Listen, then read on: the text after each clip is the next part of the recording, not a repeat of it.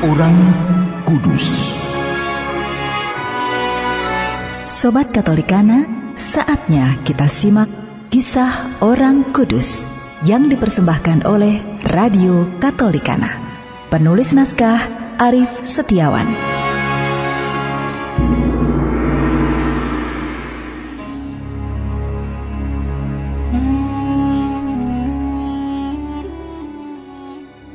Saudara-saudari, hari ini kita akan mengikuti perjalanan Paus Santo Benediktus yang kedua.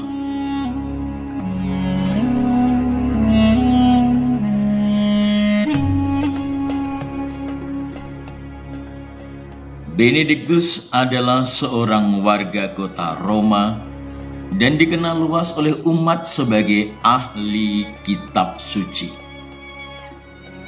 Setelah kehabisan imamatnya, Benediktus melayani Paus Agato dan Paus Leo yang kedua. Sepeninggal Paus Leo yang kedua, Benediktus terpilih menjadi pengganti di tahun 683. Namun, penobatannya sebagai Paus baru terlaksana pada tanggal 26 Juni 684. Ketika Kaisar Konstantinus yang keempat memberi persetujuan dan restunya. Atas restu Kaisar Konstantinus, saya ucapkan terima kasih. Namun saya juga berharap serta berdoa agar Kaisar Konstantin sedikit lebih melunakkan sikapnya dalam memberi restu dan pengesahan bagi para calon paus lainnya. Kecuali itu, saya tekankan dengan keras bahwa saya, Benediktus, siap melakukan perlawanan terhadap ajaran sesat monotelitisme yang mengajarkan bahwa Kristus hanya memiliki satu kemauan dan kehendak, yaitu kehendak dan kemauan ilahi. Sekali lagi, saya lawan itu. Sebagai Paus, Benediktus sangat memperhatikan kelestarian gedung-gedung gereja dan menaruh perhatian besar kepada kehidupan umatnya, teristimewa yang miskin dan melarat. Untuk itu, ia sangat giat melakukan karya-karya cinta kasih sampai meninggal. Jenazahnya dikuburkan di Basilika Santo Petrus, Roma pada tanggal 8 Mei 685.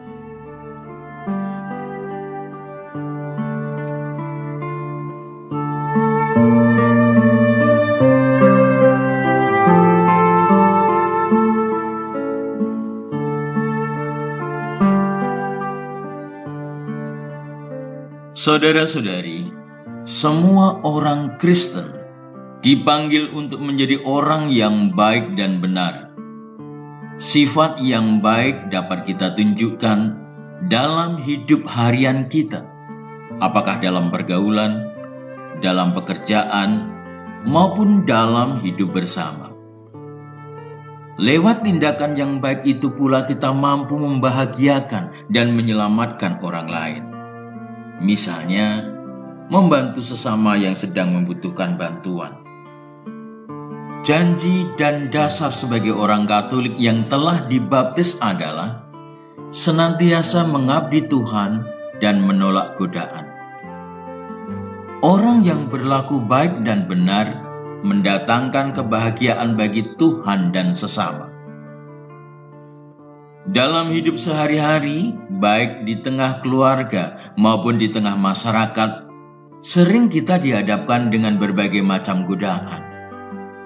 Dalam mengatasi godaan atau tantangan yang kita hadapi, kita harus mampu mempersembahkan diri kepada Tuhan secara total. Seperti Maria dan Yosef yang mempersembahkan diri mereka, sampai akhirnya mereka pun mempersembahkan Yesus Kristus sesuai dengan hukum Taurat. Peristiwa persembahan Yesus di Kenisa bukanlah hal biasa yang terjadi atas semua anak sulung Israel.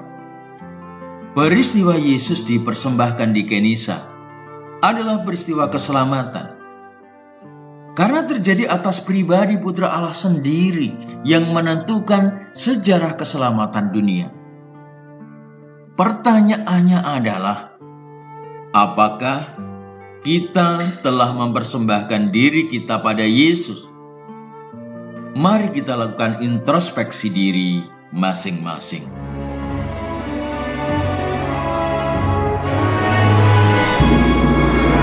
Demikian kisah orang kudus hari ini. Kisah orang kudus dapat Anda simak di Radio Katolikana setiap hari pukul 12 waktu Indonesia Barat dan pukul 19 waktu Indonesia Barat.